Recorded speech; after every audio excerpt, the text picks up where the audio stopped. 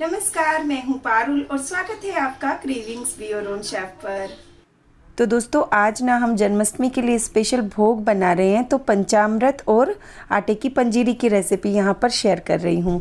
तो सबसे पहले क्या करेंगे ना, एक कढ़ाई ले लेंगे, उसमें 2 चम्मच देसी घी डाल लेंगे और ये मैंने 1 कटोरी गेहूं का आटा डाला है इसमें।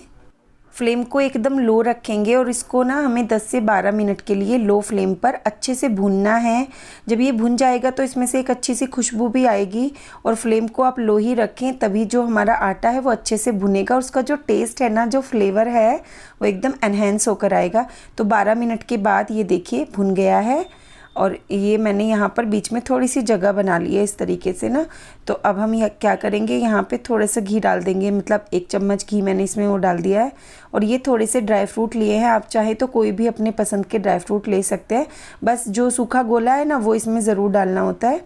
और ये थोड़े से धनिया के बीज जो होते हैं वो मैंने डाले हैं, शगुन के तौर पे डाल दिए हैं। वैसे जन्माष्टमी पे ना धनिया की पंजीरी भी बनाई जाती है, मैंने लास्ट ईयर उसकी रेसिपी आपके साथ शेयर की थी, लेकिन इस बार मैंने सोचा कि मैं आटे की पंजीरी बनाती हूँ और शगुन के नाम पे थोड़ा से धनिया के बीज इसमें डाल देती हूँ। ठीक है, तो ये जो ड्राई फ्रूट्स हैं इनको बीच में थोड़ा सा इस तरीके से भून लेंगे 2 मिनट के लिए। और बस ये देखिए 2 मिनट के बाद ये अच्छे से थोड़े क्रिस्पी हो गए हैं और इसके बाद क्या करेंगे, सारी चीज़ों को मिला देंगे। तो इसको वापस से 3 से 4 मिनट के लिए हम अभी मतलब लो फ्लेम पर ही भून लेंगे। तो सबसे पहले 12 मिनट भुना, फिर बीच में थोड़ी सी जगह भी बनाकर ड्राई फ्रूट्स को 2 मिनट भुना और फिर 3 से 4 मिनट इसको भुना है। तो टोटल 15 मिनट के करीब यहाँ पर भुन गया है, अच्छे से भुन के तैयार हो गया है।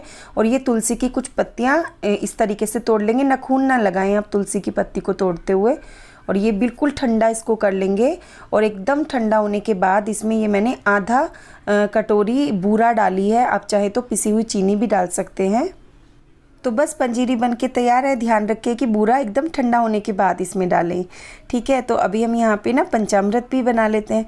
तो यहाँ पे मैंने 1 कटोरी दूध लिया है, एकदम ठंडा कर लिया इस दूध को उबाल कर, आप चाहे तो कच्चा दूध भी ले सकते हैं। ठीक है, और अब ये मैंने इसमें आधा कटोरी दही डाल दी है, 2 चम्मच पिसी हुई चीनी और ये मैंने इसमें डाला 1 चम्मच गंगा जल, ये डाल दिया है इसमें।